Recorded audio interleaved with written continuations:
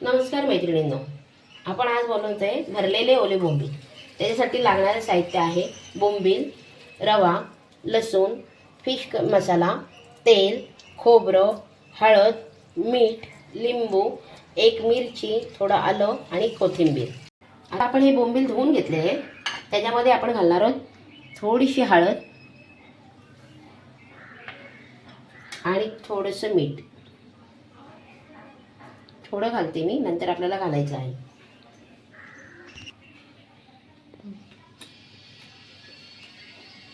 त्याच्यावर आपण लिंबू पिळून घेऊया, म्हणजे मच्छीचा वास कमी होतो। चिव करून त्याला लागेल असं करून ठेवायचं आहे। आणि आता बोंबील जेव्हा आपण करायला घेणार आहोत त्याच्या आधी हे थोडेसे दाबून घ्यायचे, म्हणजे त्याच्यामधलं सगळं पाणी निघून जाईल, मग आपली मच्छी कडक होते।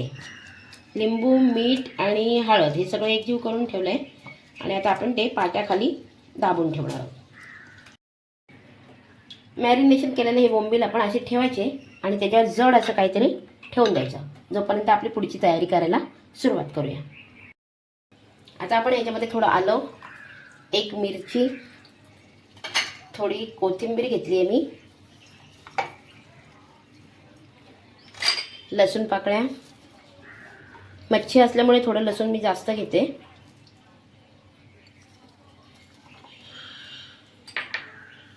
आणि खोबरं। लक्षात ठेवा, मच्छीला थोडं खोबरं कमी असलं तरी चालतं। थोडं खोबरं आणि लसूण थोडं जास्त घ्यायचं।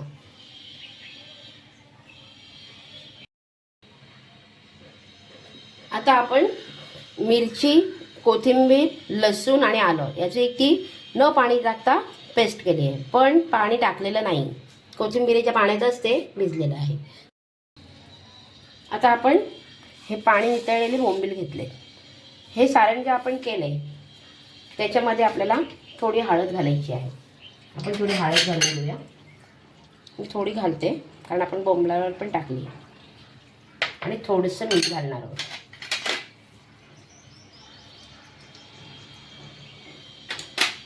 आता आपण पहिले त्यांना भरून घेऊ।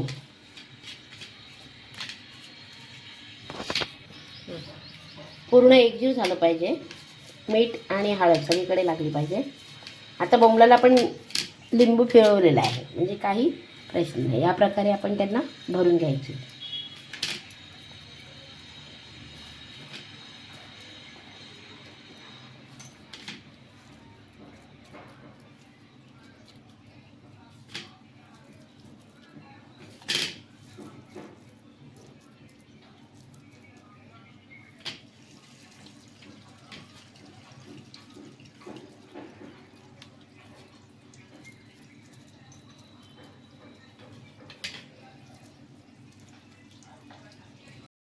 आता आपण 2-3 चमचे जसं त्याला लागेल असा रवा घेणार आहोत।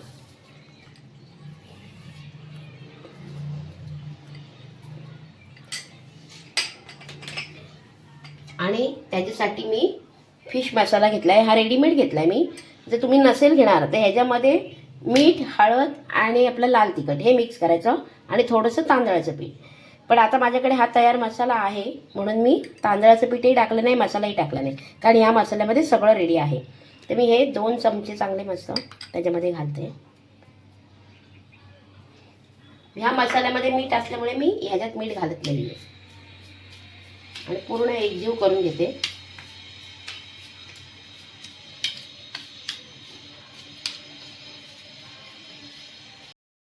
आता आपण हे जे भरलेले बोंबील आहेत त्याला फक्त फोल्ड करायचे, जसे ते असतात तसेच बघा। स्टफिंग त्याच्यातलं निघालं तरी काही नाही, पण ते बसतं। आता त्याला आता मी घोळणार आहे चांगलं मसाल्यामध्ये, सुंदर असं घोळून घ्यायचं तिन्ही बाजू अगदी बघा ह्या पद्धतीने।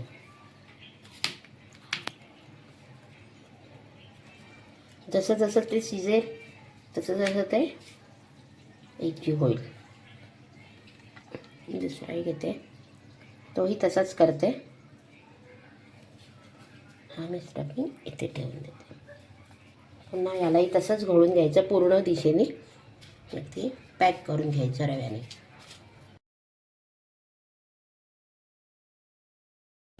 बघा आता मी तवा आहे ना करायच्या आधीच गॅसवर ठेवला होता. प्रत्येक बायकांचं असं मत आहे की तव्याला चिकटतं. त्याचं कारण असं आहे की तवा तुम्ही तापून देत नाही. आता मी खूप तवा तापवला. जेव्हा मी ती प्रोसिजर करत होते तेव्हा इकडे तवा मी तापायला ठेवला होता. आता मी त्याच्यावर तेल टाकते. बघा त्याच्यावरून तुम्हाला वाटेलच की तो किती तापला आहे. अशा अंदाजे तो तापलेला पाहिजे. आणि पूर्ण तव्याला तेल लावून घ्यायचं. मच्छी पुरतंच तेल नाही टाकायचं. तवा पूर्ण तेलामध्ये करून घ्यायचं पूर्ण. बघा आता धूर येतोय ना. आता मी काहीच करणार नाही. गॅस एकदम मी बारीक केलाय. बोंबील त्याच्यावर टाकलाय. सगळेच बोंबील त्याच्यावर ठेवून देते. आणि आता मी त्याच्याकडे पाहणार नाहीये. निवांत ते होऊन द्यायचे. त्याला पलटायची घाई करायची नाही. असं वाटते कुठेच कधी लागलं नाही, लावून घ्या. आता हे बोंबील अगदी छान होते. आपण त्याच्या बाजूने सुद्धा तेल सोडणार आहोत. कारण त्याचा मसाला करपायला नको. मी वरूनही टाकते, साईडने टाकलाय. व्यवस्थित त्याला होऊन द्यायचे.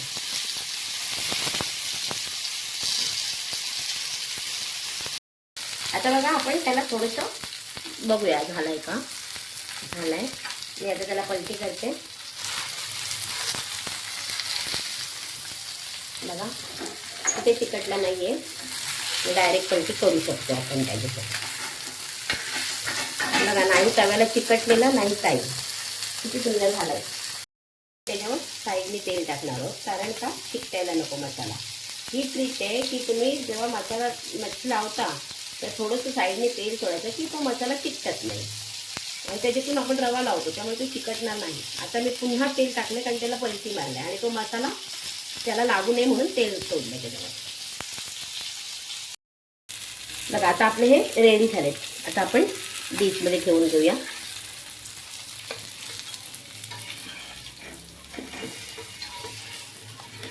बघा अजिबात चिकटलेले नाहीये. आणि बघा आता तवाही दाखवते मी तुम्हाला. तव्याला काहीही नाही चिकटलेला मसाला. फक्त कुठे तो रवा आपण टाकताना लावलाय तोच पडला.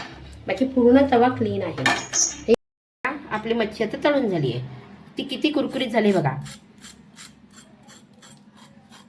येतोय ना आवाज. अशी कुरकुरीत झाली पाहिजे. ही रेसिपी जर तुम्हाला आवडली असेल तर या रेसिपीला लाईक करा आणि माझ्या चॅनलला सबस्क्राईब करा.